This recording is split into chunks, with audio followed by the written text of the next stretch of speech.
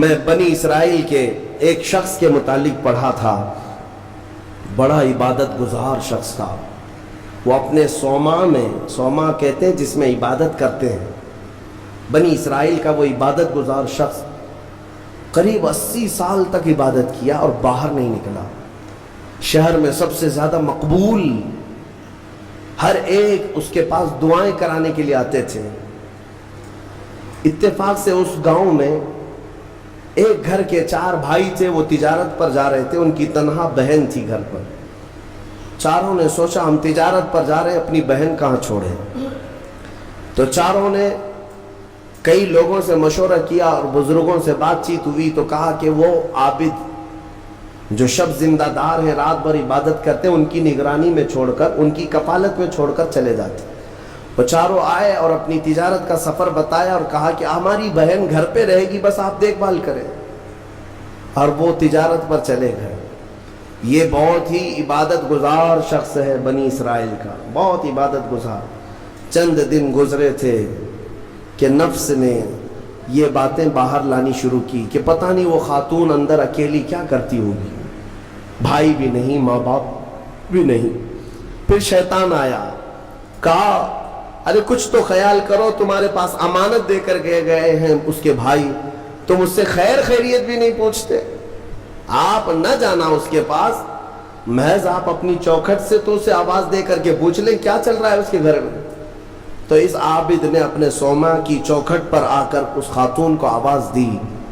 وہ خاتون اپنے گھر کے باہر آئی، چوکھٹ پر وہ کھڑی رہی، پوچھا کیسی چل رہی ہے، خیریت ہے، طبیعت اچھی ہے، بات چیت ہوئی، اس کے بعد چلے گئے۔ یہ پہلی بات چیت تھی جس کے بعد اس عابد کے دل میں بات کرنے کا جذبہ اور بڑھ گیا، خواہش اور بڑھ گئی۔ عورت سے بات کرنے کو آج نوجوان یہ سمجھتے ہیں یہ تو فرینڈلی ہے، ہم تو ایسی دوستی میں کر رہے ہیں، تمہیں پتہ ہے یہ بہانے ہیں دوستی اور فرینڈشپ کے، یہ سب نفس امارہ کی تباہیاں ہیں جو تمہارے دل میں بار بار شہوت پیدا کرتا ہے۔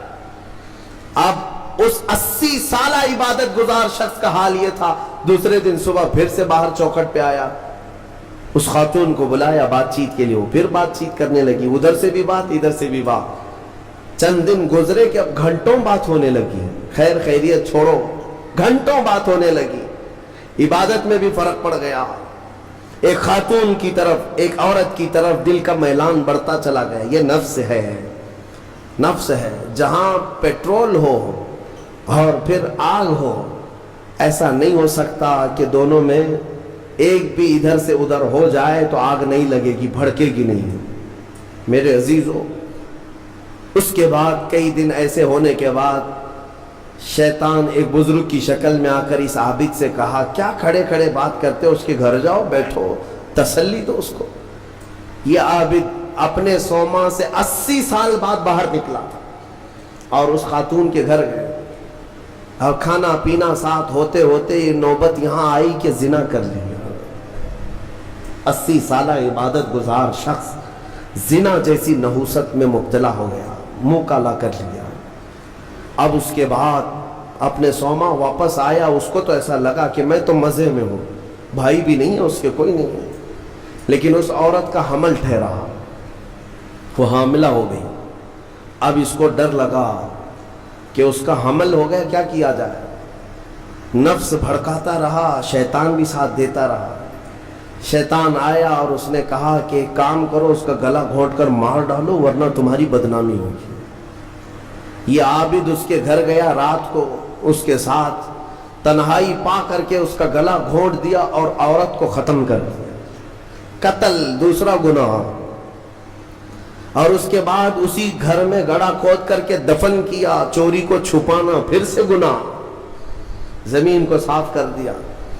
واپس اپنی عبادت گاہ میں آیا، جب وہ بھائی اس کی تجارت سے واپس آئے، پوچھا ہماری بہن کہاں ہے؟ تو یہ رونے دھونے لگا، کہا تمہاری بہن بڑی بیمار ہو گئی تھی، علاج کرایا، نہیں بچ سکی، انتقال ہو گیا، قبرستان میں میں نے دفن کروا دیا، اور جھوٹ موٹ ایک قبر کے پاس لے گیا اور کہا یہ تمہاری بہن کی قبر ہے۔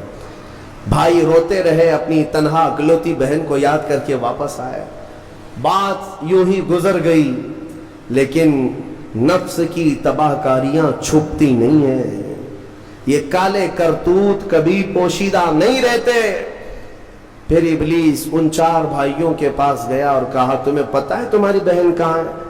कहा, वो तो इंतकाल हो गई, अल्लाह को प्यारी हो गई। कौन कहा? कहा उस आबिद ने कहा। कहा वो झूठ बोलता है, उसने तुम्हारी बहन के साथ मुंह काला किया, जिना किया और गला घोंट कर मारा और इसी घर के अंदर दफन किया है, खोद कर देख लो। इब्लीस ने उन भाइयों को सब बताया, और जब उन भाइयों ने जमीन खोदी तो लाश सड़ी गली मौजूद थी। अल्लाह अकबर। अब जमीन के पैरों के नीचे जमीन खसक गई। क्या अल्लाह वाला ऐसा भी कर सकता है, इतना इबादत गुजार?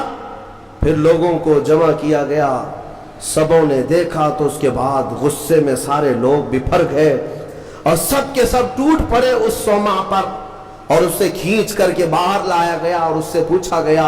आखिर में मार तोड़ के बाद उसने इकरार कर लिया कि हाँ, मैं नफ्स के धोखे में आ गया था, मुझसे ये गुनाह हो गया है, गलती हो गई है।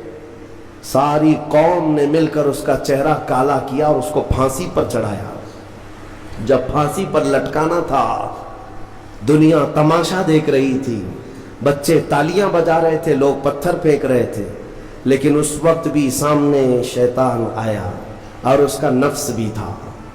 यही नफ्स अम्मारा है। दोनों ने मिलकर के कहा कि ए आबिद, अब भी तेरी हिफाजत हो सकती है, बच जाएगा तू, इस पूरी बला से तुझे हम निकाल लेंगे। उसने पूछा कैसे? कहा देख, तू जितनी इबादत खुदा की किया 80 साल, उस खुदा ने तुझे कुछ नहीं रखा, इस हालत तक ले आया। काश तू हमारी इबादत कर लेता, हमें खुदा मान लेता तो चुटकी में तुझे निकाल लेते।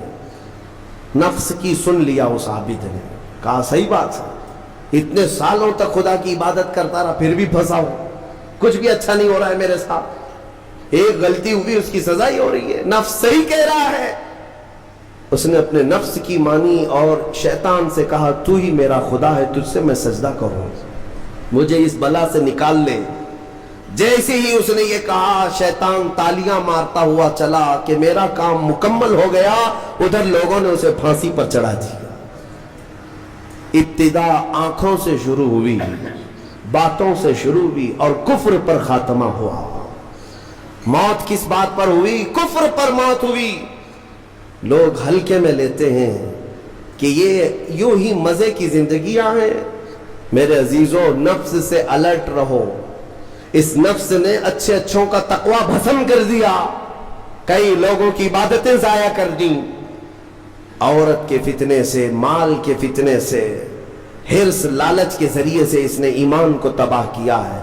और फिर मैं आखिर में यही कहता हूं, इस नफ्स को अगर कोई कंट्रोल कर सकता है तो अल्लाह का ये प्यारा मेहमान रमजानुल मुबारक है। ये रमजान है, ये रमजान है जो तुम्हें नफ्स की गुलामी से आजाद कराएगा।